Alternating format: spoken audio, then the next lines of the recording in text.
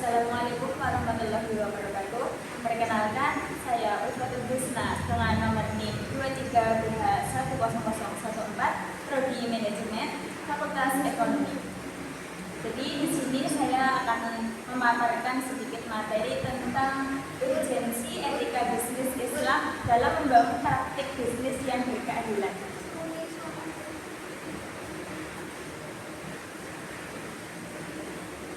Langsung saja kita ke latar belakang ya.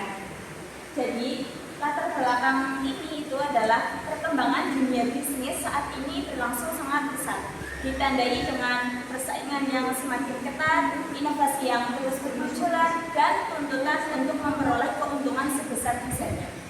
Tetapi kemajuan tersebut seringkali diikuti oleh munculnya berbagai pelanggaran etika seperti penipuan, manipulasi, laporan keuangan, eksploitasi pekerja, praktek monopoli, dan kurangnya transportasi dalam transaksi. Oleh karena itu, penerapan etika bisnis menjadi sangat penting demi menciptakan lingkungan usaha yang sehat dan adil. Langsung kita lanjut yaitu ke pengertian etika bisnis Islam. Etika bisnis Islam adalah seperangkat nilai, prinsip moral, dan aturan yang mengatur bagaimana aktivitas bisnis dilakukan sesuai dengan ajaran Islam, terutama berlandaskan pada Al-Quran, hadis, ijma, qiyas, dan prinsip syariat. Etika bisnis Islam bukan hanya urusan dunia, tetapi juga bagian dari ibadah kepada Allah. Selanjutnya ada landasan etika bisnis Islam. Landasan etika bisnis Islam ada 5 poin ya. Yang pertama itu Al-Quran, yang kedua hadis, yang ketiga ijma, yang keempat qiyas, dan yang terakhir itu prinsip maqasid syariat. Kita jelaskan satu persatu ya. Yang pertama itu ada Al-Quran. Al-Quran adalah sumber utama dari seluruh ajaran Islam, termasuk etika bisnis.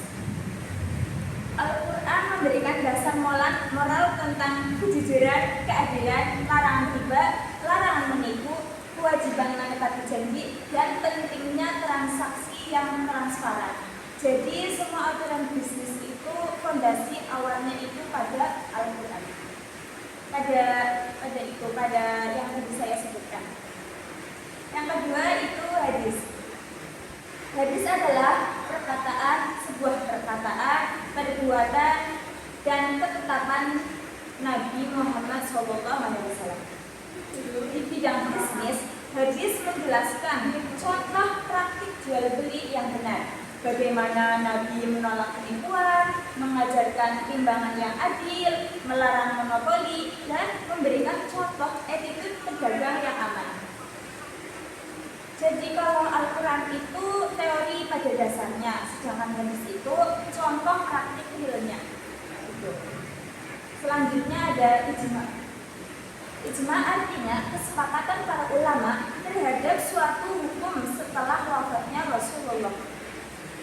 Dalam konteks bisnis ini, ijma dipakai untuk menyelesaikan masalah-masalah ekonomi modern yang nggak ada langsung di Al-Quran maupun hadis.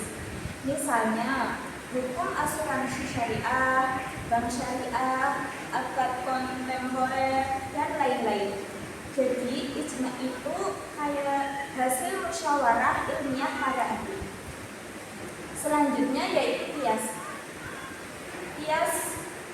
Qiyas termasuk analogi yang berarti menghubungkan sebuah masalah baru ke masalah lama yang sudah jelas hukumnya. Misalnya di zaman Nabi belum ada transaksi digital atau kartu kredit, maka ulama pakai qiyas untuk menentukan hukumnya dengan membandingkan pada transaksi serupa yang sudah ada hukumnya. Qiyas penting banget untuk menjawab perkembangan ekonomi yang terus berubah.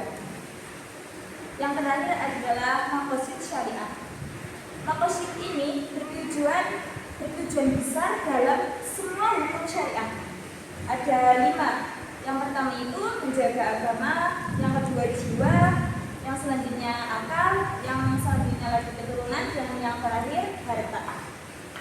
Dalam bisnis, Makosid memastikan bahwa kegiatan ekonomi tidak merusak masyarakat. Jadi harus melindungi harta orang, melindungi kerugian yang zalim, memberdayakan, dan menciptakan keadilan.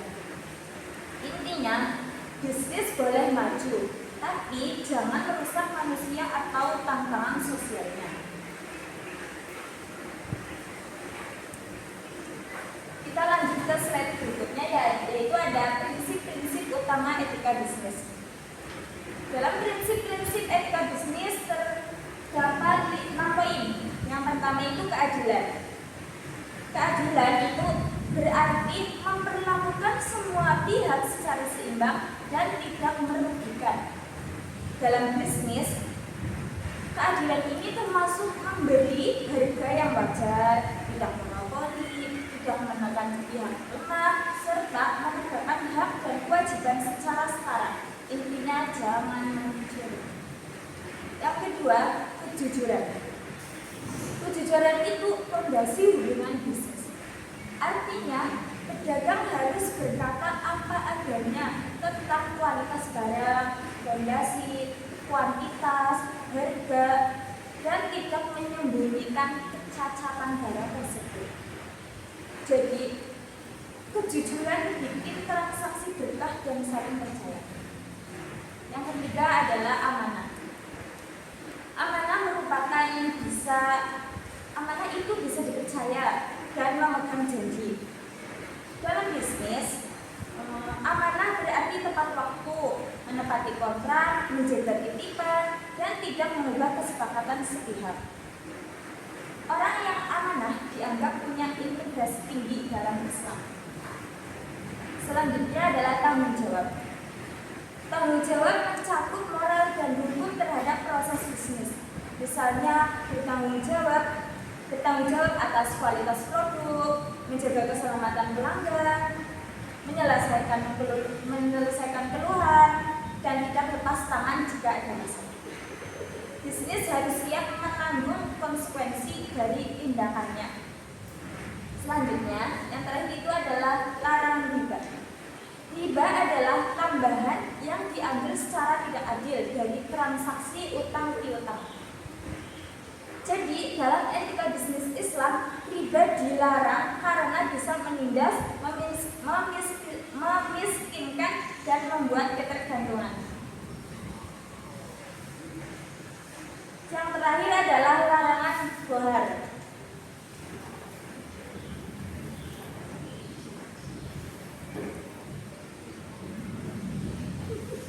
Penipuan adalah tindakan menipu, memalsukan, menyembunyikan fakta, dan manipulasi dalam Islam.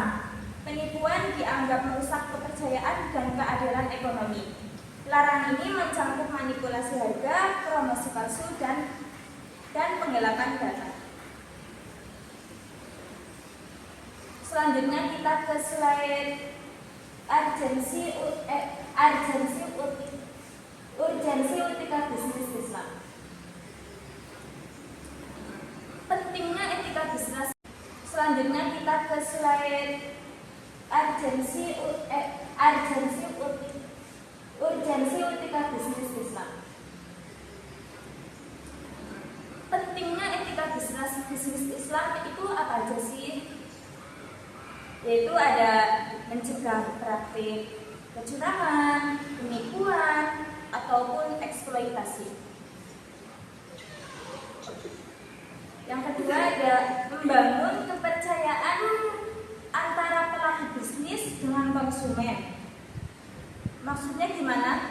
Baik itu pelanggan, mitra bisnis maupun investor, dalam Islam kejujuran, amanah, dan transaksi adalah nilai yang paling utama. Ketika bisnis konsisten memegang nilai ini, konsumen jadi merasa aman dan nyaman sehingga hubungan jangka panjang terbentuk. Selanjutnya adalah menjaga keberkahan usaha. Gimana maksudnya menjaga keberkahan usaha? Maksudnya adalah keberkahan hadir saat usaha dilakukan. dengan cara jujur, tidak menipu, dan tidak merugikan orang lain. Selanjutnya adalah mendorong bisnis yang berkelanjutan. Etika bisnis Islam memastikan kegiatan ekonomi tidak merusak masyarakat atau lingkungan, sehingga usaha bisa berjalan jangka panjang. Larangan riba, bohar, dan penipuan itu membuat sistem ekonomi jadi stabil dan sehat. Kalau pelaku usaha saling merugikan, bisnis akan cepat hancur. Tapi kalau etis, bisnis bisa bertumbuh dengan berkembang. Yang terakhir ada mewujudkan keadilan ekonomi dalam masyarakat. Bisnis yang etis membantu mengurangi kesenjangan, mencegah eksploitasi, dan menciptakan distribusi harta yang lebih seimbang.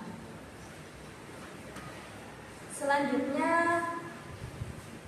ada pengertian etika bisnis Islam dalam praktik nyata.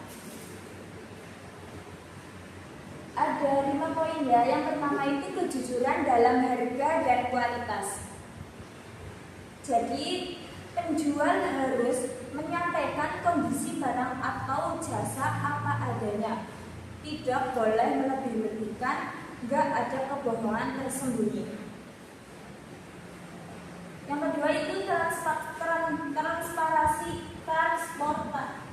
transparansi dalam akad. Setiap akad atau perjanjian bisnis harus jelas. Hak dan kewajiban, biaya, risiko, durasi, manfaat, semuanya harus terbuka. Tidak boleh ada informasi yang disembunyikan dari keuntungan sepihak. Selanjutnya ada menjalankan bisnis tanpa riba. Bagaimana sih menjelaskan bisnis tanpa riba?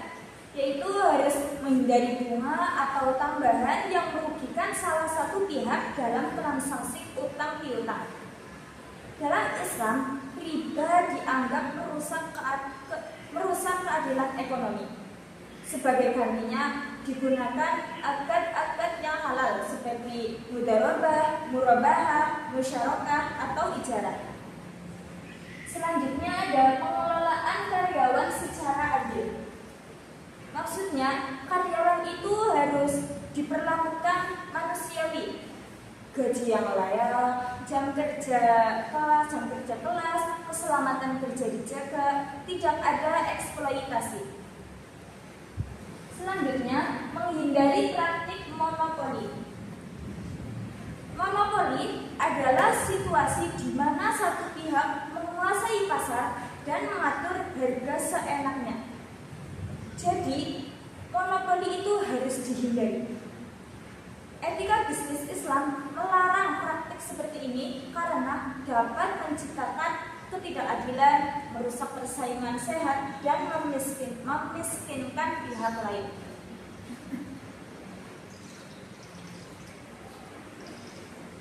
Selanjutnya yaitu tantangan dalam menerapkan etika bisnis Islam. Apa saja ya tantangan dalam menerapkan etika bisnis Islam ini? Ini ada 4 poin. Yang pertama itu persaingan pasar yang ketat. Persaingan pasar yang ketat maksudnya adalah kompetisi sering bikin pelaku usaha merasa tertekan untuk dapat keuntungan cepat. Akibatnya, sebagian bisnis tergoda melakukan hal yang tidak etis. Seperti manipulasi harga, menurunkan kualitas, ataupun promosi yang menipu. Kondisi pasar yang sangat kompetitif sering membuat prinsip syariah kalah atau oleh tuntutan ekonomi. Selanjutnya adalah minimnya pemahaman etika bisnis Islam. Banyak pelaku bisnis belum benar-benar paham apa itu riba, bohar, akad yang sah, atau prinsip keadilan dalam transaksi. Mereka sering tanpa sadar melakukan praktik yang tidak sesuai syariat.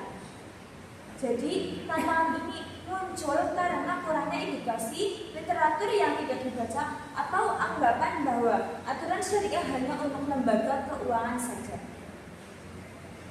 Yang ketiga, ini ada budaya bisnis yang cenderung materialistis. Budaya seperti ini kadang bertentangan dengan nilai Islam yang nilai Islam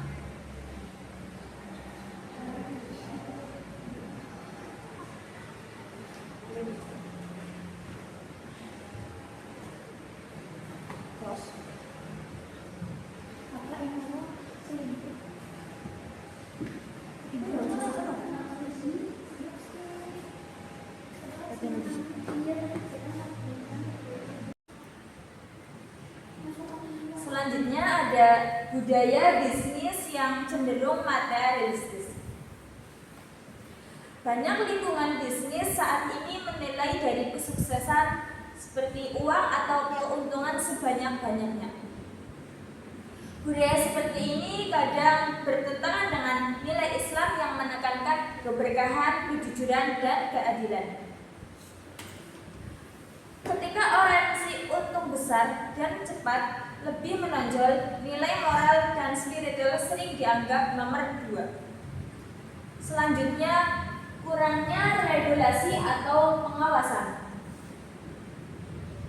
Regulasi syariah juga belum diterapkan merata di semua sektor bisnis, yang berakibat masih banyak celah bagi pelaku bisnis yang ingin mengambil jalan pintas. Tanpa pengawasan yang kuat, penerapan etika bisnis Islam jadi sulit berjalan konsisten.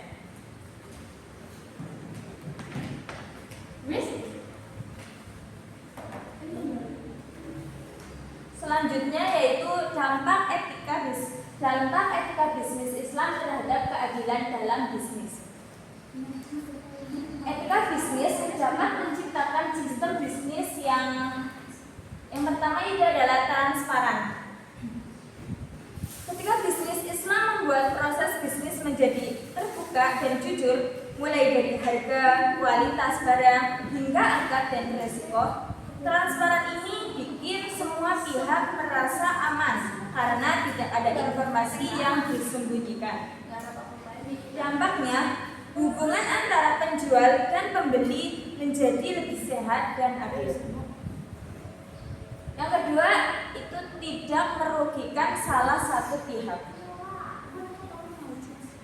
Jadi, maksud dari tidak merugikan salah satu pihak, maksudnya adalah tidak ada penipuan, tidak ada eksploitasi, tidak ada manipulasi harga, dan tidak ada syarat yang memberatkan satu pihak.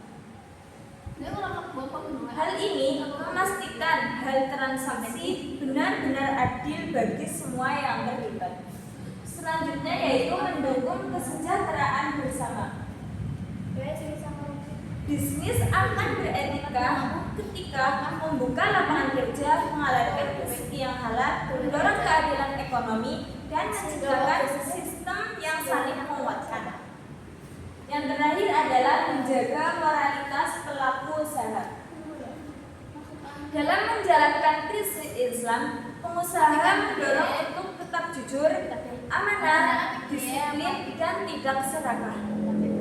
Moralitas ini sangat penting agar bisnis berjalan dengan bersih, tidak saling menjatuhkan, dan selalu mengutamakan nilai kemanusiaan. Pada akhirnya, karakter baik pada pelaku usaha menciptakan pasar yang lebih sehat dan berkeadilan.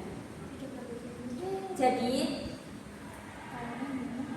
kesimpulannya adalah etika bisnis Islam merupakan pedoman moral yang sangat penting dalam membentuk praktik bisnis yang jujur, transparan, dan berkeadilan serta berlandaskan Al-Quran, hadis, serta prinsip-prinsip syariah.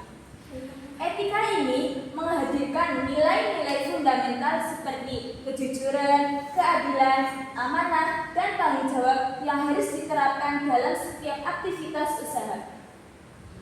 Penerapan etika bisnis Islam dalam praktik nyata mampu mencegah berbagai bentuk penyimpangan seperti penipuan, kecurangan, eksploitasi, tentang kerja, dan ketidakjelasan transaksi.